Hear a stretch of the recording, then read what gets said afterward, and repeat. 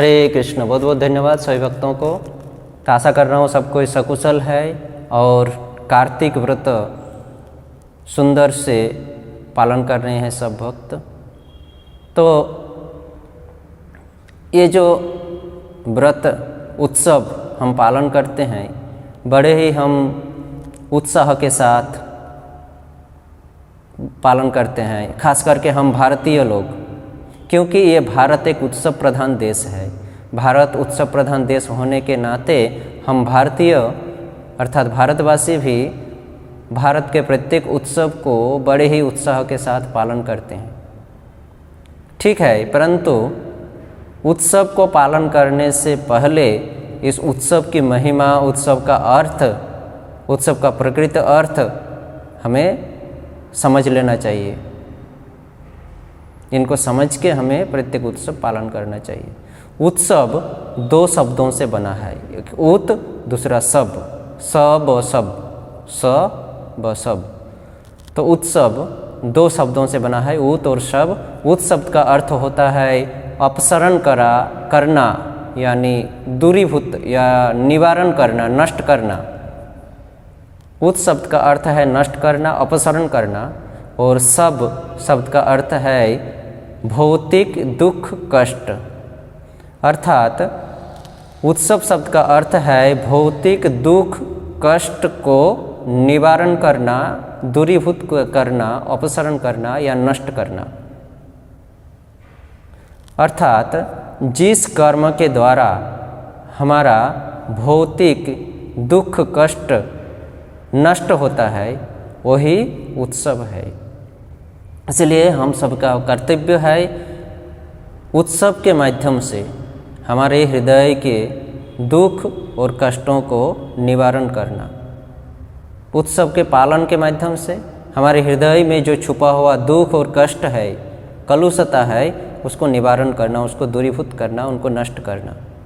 आचार्य जो लोग कहे हैं कि उत्सव उत्सव नहीं है जिस उत्सव के द्वारा भौतिक दुख कष्ट का निवारण नहीं होता है, आध्यात्मिक चेतना का उद्भव नहीं होता है हृदय में, वह उत्सव उत्सव नहीं है, वह उत्सव इंद्रिय तर्पण है।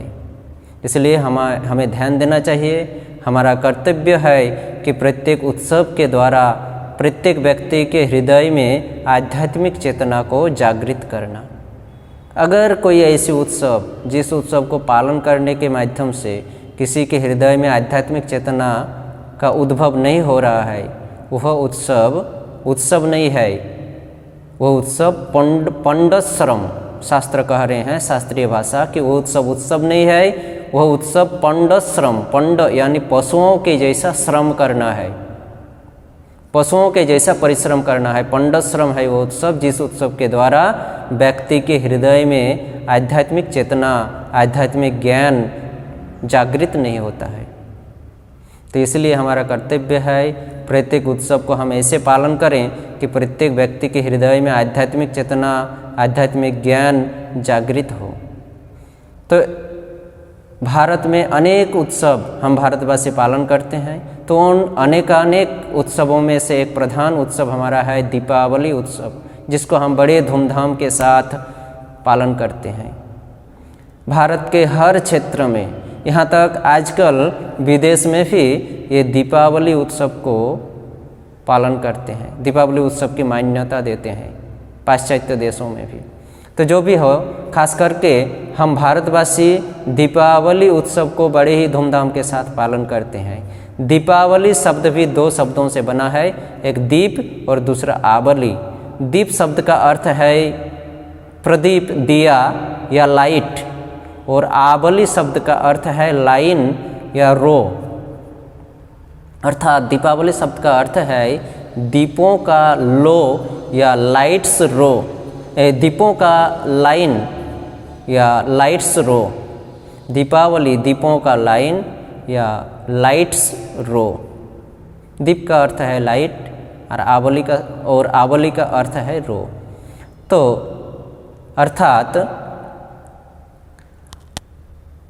अनेकों दीपक, बहुत सारे दीपकों को लाइन में रखकर उसको प्रज्वलित करना, उसको जलाना ही दीपावली उत्सव है।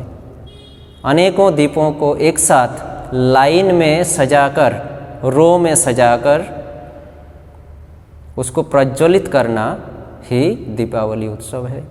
तीन दीपावली उत्सव के पीछे दो मुख्य चीज़ें हैं, एक है दीपदान और दूसरा है कृष्ण को बंधन।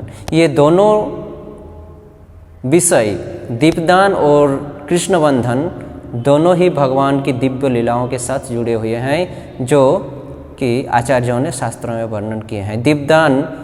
दीपदान या दीपावली की महिमा हम रामायण में श्री रामचंद्र की जीवन कहानी के साथ जुड़ी हुई लीलाएं हैं, जुड़ी हुई उत्सव है। और कृष्ण बंधन माँ जसोदा के द्वारा जो कृष्ण बंधन व्रत हुए थे, जिसको सुखदेव गोस्वामी ने श्रीमद् भागवतम में बहुत सुंदर से गाए हैं, सुंदर से वर्णन किए हैं, वो कृष्ण बंधन लीला भगवान की दिव्य लीलाओं के साथ जुड़े हुए हैं। तो भगवान ये इस प्रकार की दिव्य लीलाएं करते हैं भक्तों को आनंद प्रदान करने के लिए। और जब हम इन लीलाओं को श्रवण करते हैं तो हम उनके प्रति, भगवान के प्रति, कृष्ण के प्रति और आकृष्ट होते हैं। तो हम इन दोनों लीलाओं को, दीपदान और कृष्ण बंधन, रामायण और श्रीमद् भागवतम ग्रंथ से श्रवण करने का कोशिश करेंगे परवर्ती वीडियो में, दूसरे वीडियो में। अभी हम लोग ये दीपदान या दीपावली की कुछ महिमा को श्रवण करेंगे। तो हम लोग पहले ही श्रवण किए कि दीपावली, दीप और आवली, दीप शब्द का अर्थ है लाइट और आवली शब्द का अर्थ है रो या लाइन। तो ये जो लाइट है, दीप, लाइट, यह अज्ञानता और कलुषता को दूर करने की प्रतीक है। लाइट अज्ञानता, कलुषता, कलुषता यानी अंधकार, अज्ञानता और अंधकार को दूर करने का प्रतीक है लाइट। दूसरी, लाइट शब्द का अर्थ है आध्यात्मिक नॉलेज या ज्ञान। तो जिस उत्सव के द्वारा हमारे हृदय में आध्यात्मिक ज्ञान या प्रकृत ज्ञान का उन्मेष होती है, प्रकृत ज्ञान की उन्मेष होती है, और प्रकृत ज्ञान का उन्मेष होकर हमारे हृदय से अज्ञानता और कलुषता दूरीभूत होता है, नष्ट होता है, वही प्रकृत उत्सव है। इसलिए हमारा कर्तव्य है इन उत्सवों को भक्तों के साथ रहकर उनकी महिमाओं को श्रवण करके पालन करना चाहिए। जिस प्रकार अभी कुछ दिन पहले नवरात्रि उत्सव गया, तो हम नवरात्रि उत्सव तो बड़े मज़े से पालन किए, बड़े धूमधाम से पालन किए, परंतु किए कैसे? हम अपनी इंद्रिय तृप्ति में सज धज के, अच्छे कपड़े पहन के, सज धज के। नवरात्रि के कुछ दिन पहले ही दुकानों में भीड़ लग जाती है, दीपावली के कुछ दिन अभी भीड़ लग चुकी है दुकानों में मिठाई खरीदने की और ड्रेस खरीदने की। तो नवरात्रि में भी वैसे ही हम किए हैं, अच्छे अच्छे कपड़े, वस्त्र, आभूषण खरीदे और नवरात्रि के 9 दिन बड़े अच्छे से सज धज के, रंग बिरंगे कपड़े पहन के, सज धज के, फिर जाकर अपने अंग भंगिमा दिखाकर मज़े किए। तो ये उत्सव नहीं है, ये इंद्रिय तर्पण है। हम अपने खुद के इंद्रियों को संतुष्ट करने के लिए उत्सवों को पालन कर रहे हैं, दिखावा कर रहे हैं। इस उत्सव के द्वारा हमारे हृदय में न तो आध्यात्मिक ज्ञान का विकास हो रहा है और न ही हमारे हृदय की जो कलुषता है, अंधकार है, दुख है, हृदय में कष्ट है, उसका निवारण हो रहा है। दीपावली में भी हम ऐसे ही करते हैं। कुछ दिन पहले से ही कपड़े की दुकानों में, मिठाई की दुकानों में भीड़ लगी रहती है। ठीक है, ये सब ज़रूरत है, साल में एक बार ये उत्सव आता है, हम पालन करते हैं, हमें कपड़े की ज़रूरत होती है, हमारी इच्छा होती है अच्छे कपड़े पहनने की, लेकिन उतना ही जितना ज़रूरत है, ज़रूरत से ज़्यादा नहीं। और उत्सव को कपड़े पहने, अच्छे कपड़े पहने, नए कपड़े पहने और उत्सव को उसी प्रकार से पालन करें जिस प्रकार से शास्त्र में इसका नियम बताया गया है। इसलिए हमें भक्तों के साथ इन उत्सवों को पालन करना चाहिए, चाहे नवरात्रि हो या दीपावली हो।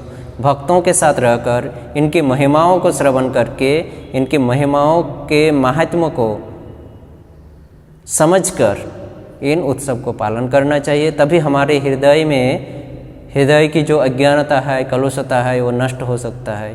तभी हमारे हृदय में प्रकृत ज्ञान, आध्यात्मिक ज्ञान का विकास हो सकता है। तो इसी प्रकार शास्त्र में दीपावली उत्सव की बड़ी महिमा बताए गए हैं। शास्त्र में वर्णन है कि अगर कोई व्यक्ति मंदिर को दीप द्वारा सजाते हैं, दीपकों के द्वारा मंदिर को सजाते हैं, भगवान के श्री मंदिर को दीपकों के द्वारा सजाते हैं, तो मृत्यु के बाद उस व्यक्ति को देवता लोग दीप प्रज्वलन के द्वारा, दीप दान के द्वारा आध्यात्मिक गोलोक धाम में लेकर जाते हैं। अगर कोई व्यक्ति मंदिर को दीप द्वारा सुसज्जित करते हैं तो उस व्यक्ति की जब मृत्यु हो गई तो खुद देवताएं उस व्यक्ति को दीप प्रज्वलन करके, दीप दान करके बड़े सम्मान के साथ गोलोक धाम में लेकर चलेंगे। दूसरी ओर बताया गया है कि अगर कोई व्यक्ति दीपावली के दिन अपने घर को दीप द्वारा सजाते हैं तो उस व्यक्ति के घर में कभी यमराज प्रवेश नहीं कर पाते हैं। यमराज प्रवेश करने का मतलब है दुख और कष्ट का प्रवेश करना। तो अगर कोई व्यक्ति दीपावली के दिन अपने घर की सफाई करके और दीप द्वारा सजाते हैं, लाइटों के द्वारा नहीं, अभी जो बाज़ार में लाइट मिलती है, चुन्नी लाइट, उन लाइटों का वर्णन यहाँ शास्त्र में नहीं किया गया है। हम खुद की इच्छाओं को पूरी करने के लिए, खुद को आनंद देने के लिए लाइट से सजाते हैं। ठीक है, लाइट लगाओ, लेकिन हमारा उचित है उस दिन दीपकों के से सजाना, क्योंकि अगर दीपकों के द्वारा, दीप के द्वारा, प्रदीप के द्वारा, दिया के द्वारा घर को सजाएंगे तो उस घर में कभी दुख और कष्ट प्रवेश नहीं करेगा। मृत्यु भय जो सबसे बड़ी भय है वो हमारे घर में प्रवेश नहीं करेगा, यमराज हमारे घर में प्रवेश नहीं करेंगे। इसके पीछे भी एक कहानी है पद्म पुराण में, उसको हम लोग आगे श्रवण करेंगे एक एक करके सबको। तो इस प्रकार वर्णन किया गया है शास्त्र में। दीपावली के दिन अगर कोई भगवान के श्री मंदिर को साफ करते हैं और उसको दीप द्वारा सजाते हैं तो वह व्यक्ति अपने 14 पीढ़ियों के साथ भगवत धाम को लौट कर जाते हैं। जो व्यक्ति मंदिर को सफाई करते हैं दीपावली के दिन और उसको दीप से सुंदर से सजाते हैं, वो व्यक्ति अपने आगे की 14 पीढ़ियों के साथ भगवत धाम में गमन करते हैं। तो इस प्रकार से दीपदान की बहुत महिमा वर्णन किया गया है, जो भगवान के प्रिय मास इस कार्तिक मास में पालन होता है। तब हम खास करके इस्कॉन या गौड़ीय भक्त ये कार्तिक के पूरे महीने भगवान को दीपदान करते हैं, मंदिरों को सजाते हैं। तो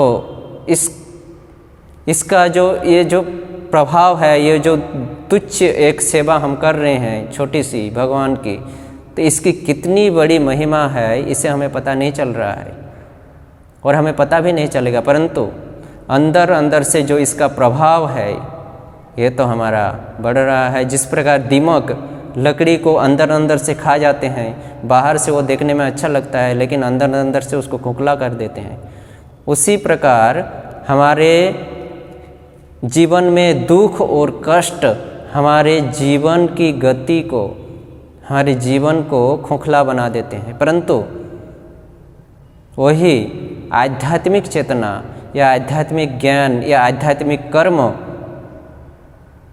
हमारे जीवन को स्ट्रांग बनाते हैं, जीवन यात्रा को स्ट्रांग बनाते हैं। इसलिए प्रत्येक उत्सव को हमें महिमाओं को श्रवण करके भक्तों के साथ रहकर पालन करना चाहिए। तो सभी से विनीत निवेदन है, आप लोग दीपावली उत्सव को पालन कीजिए, भक्तों के साथ रहकर। शास्त्रों में इनकी बड़ी महिमाओं का गुणगान किया गया है विभिन्न शास्त्रों में, तो उन महिमाओं को विभिन्न भक्तों ने, वैष्णवों ने वर्णन किए हैं, गाए हैं, कहे हैं, कथा प्रवचन हमें मिलेगा। तो वहाँ से हम श्रवण करके, इनकी महिमाओं को श्रवण करके इन उत्सव को हमें पालन करना चाहिए। तो सबसे विनीत निवेदन है, इन उत्सवों को अच्छे से पालन करिए और अपने जीवन को धन्य बनाइए। अंधकार कलुषता को नष्ट करके अपने हृदय में आध्यात्मिक चेतना, आध्यात्मिक ज्ञान का विकास घटाएं। हरे कृष्ण कृष्ण कृष्ण हरे हरे, हरे राम राम राम हरे हरे। हरे कृष्ण।